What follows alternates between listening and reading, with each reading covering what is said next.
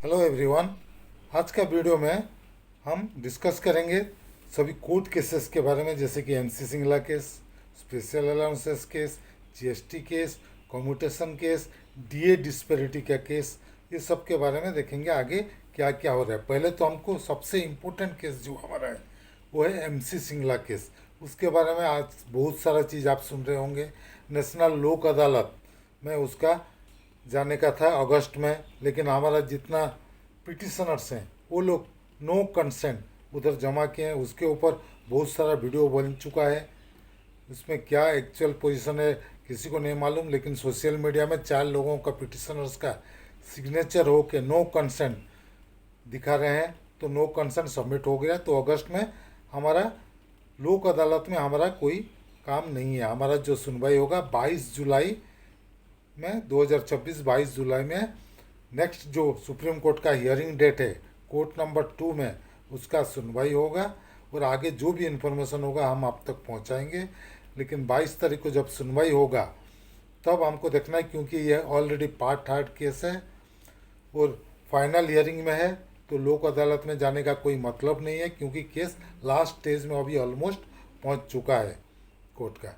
तो हम supreme court का एमसी सिंगला केस अभी पार्टिकुलरली जब तक नेक्स्ट हियरिंग डेट नहीं आ रहा है 22 जुलाई तक, तब तक उसको हम भूल जाना चाहिए। 22 जुलाई में पता लगाना है कि क्या हो रहा है। उसका पहले वाला वीक से वीकली लिस्ट आ जाएगा, डेली लिस्ट आ जाएगा, वो सब हम आपको बता देंगे।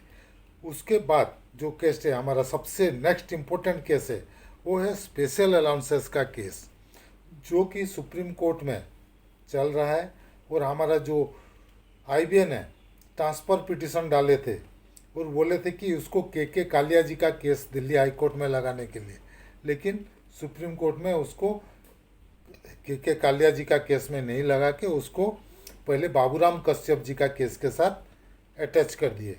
लेकिन बाद में बाबूराम जी का कश्यप का केस भी और हमारा सब केस भी सब अटैच हो गया चिन्मय मजुमदार जो आरआरबी का केस है उसके साथ। ये सभी केस स्पेशल अलाउंसेस के ऊपर, कोई केस उसमें स्पेशल अलाउंसेस के ऊपर ग्रेचुटी के लिए हुआ है, कोई केस टोटल सुपर एनुएशन बेनिफिट के लिए हुआ है।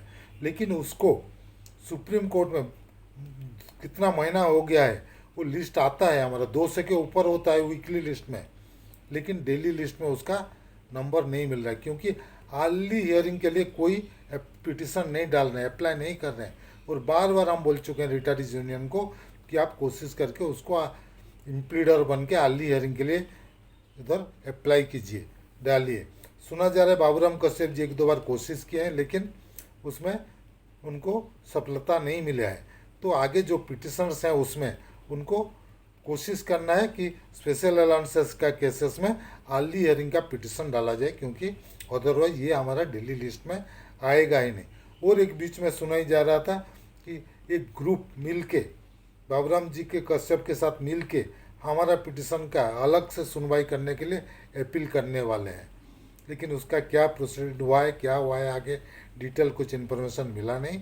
जब भी मिलेगा तो हम आप तक बता देंगे। लेकिन स्पेशल अलाउंसेस का केस जो है वो हमारा जो मेन केस है पेंशन अपडेशन के बाद नेक्स्ट वही आते हैं, सबसे इम्पोर्टेंट है। क्योंकि 10th बीपीएस के बाद जितना लोग रिटायर किए हैं, 10, 11, 12 हो गया, इतना लोग रिटायर हो चुके हैं, उनको पेंशन 50% नहीं मिल रहा है, क्योंकि स्पेशल अलाउंसेस में बेसिक पेंशन का कुछ परसेंट निकाल के स्पेशल अलाउंस बना दिया गया है। उसी वजह से उनको पूरा नहीं मिल रहा है फुल पेंशन। अभी तो कम होते होते अराउंड 35% पेंशन हो गया है उनका।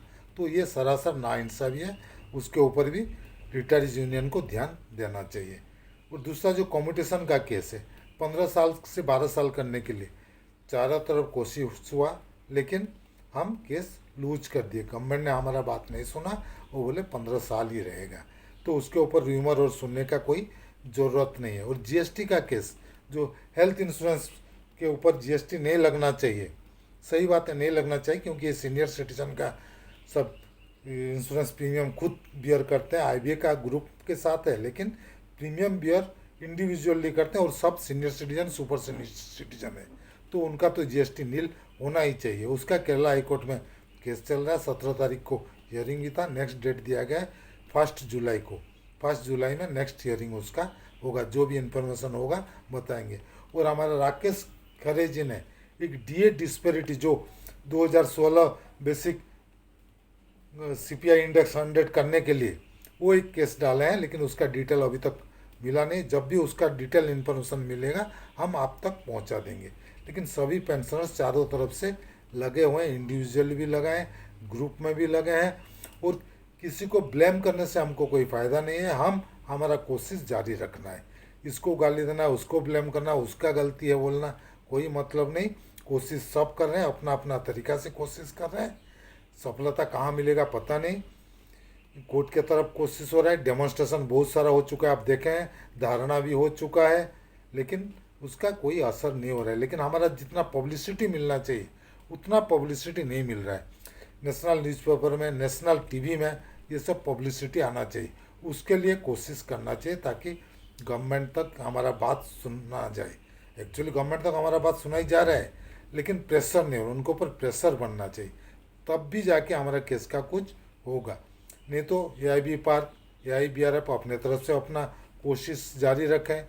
एआईबी पार्क तो अभी एराइज के तरफ से लग के, एराइज का पीछे, एराइज एक उनका एपिलेट से एआईबी पार्क का, और एराइज एमसी सिंगला केस का फॉलोअप कर रहे हैं। तो टोटल उसमें इन्वॉल्व है एराइज के साथ साथ एआईबी पार्क भी एमसी सिंगला केस में। तो इसलिए मैं एआईबीआरएफ को बार बार रिक्वेस्ट करता हूँ कि वो स्पेशल अलाउंसेस केस को टेकअप करने के लिए, लेकिन वो अभी तक हमारा बात को अनसुनी कर रहे हैं। देखते हैं आगे क्या होता है। तो चलिए, ये था आज का वीडियो, जो इन्फॉर्मेशन आपको देना था दे दिया। अगर हमारा वीडियो आपको पसंद आए तो प्लीज़ इसको लाइक कीजिए, शेयर कीजिए। आपका कुछ सुझाव है तो ज़रूर दीजिएगा, और अगर अभी तक हमारा चैनल को सब्सक्राइब नहीं किए हैं तो प्लीज़ सब्सक्राइब कर दीजिएगा, ताकि आगे हम जो भी वीडियो बनाएंगे उसका जानकारी आपको मिलते रहेगा। Team Amiya Kumar Mishra, thank you.